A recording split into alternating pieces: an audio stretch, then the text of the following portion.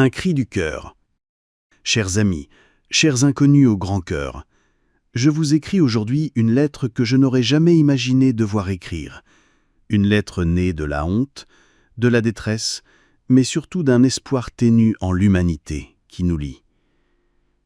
Il y a quelques mois, je croyais tendre la main vers une opportunité, une chance d'améliorer notre quotidien. Comme beaucoup, j'ai cru en de belles paroles et des promesses dorées.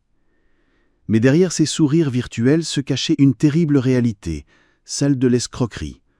En un clin d'œil, par une machination cruelle et sophistiquée, 25 000 $ US se sont évaporés.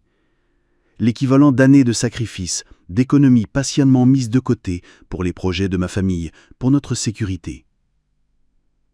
Du jour au lendemain, notre monde s'est écroulé. Aujourd'hui, le gouffre laissé par cette somme est immense. Ma situation financière est en état critique.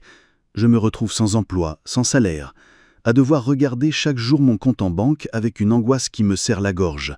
Chaque course au supermarché est devenue un calcul anxiogène, chaque facture une montagne infranchissable. La blessure financière est profonde, mais une autre blessure, tout aussi douloureuse, s'y est ajoutée. Le regard de ma famille. Plutôt que de trouver du soutien, j'ai rencontré des moqueries et un refus catégorique de m'aider. On me pointe du doigt, on me juge pour avoir été naïve, pour avoir cru. Cette solitude au milieu de ceux qui devraient être mon pilier est peut-être le poids le plus lourd à porter. Voir ma propre famille souffrir à cause de cela est un supplice quotidien. Je me bats. Je me bats chaque jour pour trouver un travail, pour redresser la barque, pour retrouver ma dignité. Mais je le fais les mains vides et le cœur lourd.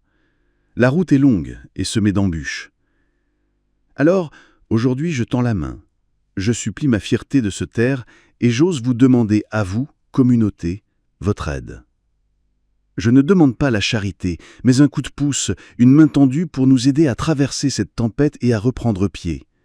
Chaque petit geste, aussi modeste soit-il, serait une bouée de sauvetage pour nous permettre de respirer à nouveau, de payer les factures les plus urgentes, de mettre de la nourriture sur la table le temps que je retrouve un emploi stable. Si mon histoire vous a touché, si vous avez ne serait-ce qu'une infime possibilité de nous aider, sachez que votre générosité ne sera pas oubliée. Elle sera la preuve que la malhonnêteté de quelques-uns ne peut éteindre la bonté du plus grand nombre. Je vous remercie du fond du cœur de m'avoir écouté, de ne pas me juger et de considérer mon appel.